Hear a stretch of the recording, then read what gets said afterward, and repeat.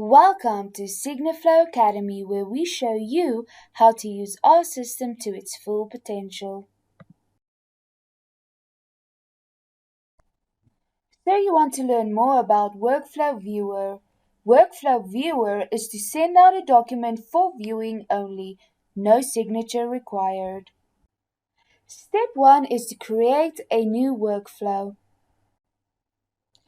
Step 2 is to import the document you'd like to use. Step 3 is to click on Proceed. Step 4 is to add an action. I'm going to add myself as a signer. Step 5 is to add a viewer. Step 6 is to go to DocPrepper. Step 7 is to complete your workflow, meaning placing signature fields, releasing your document, and signing. Step 8 is to view the document.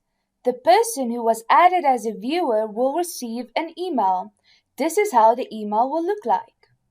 Step 9 is to click on the View Document button and then to log in. Step 10 is to read through the instructions and then click on OK. Step 11 is to agree to the electronic signature acceptance. That is how you use Workflow Viewer.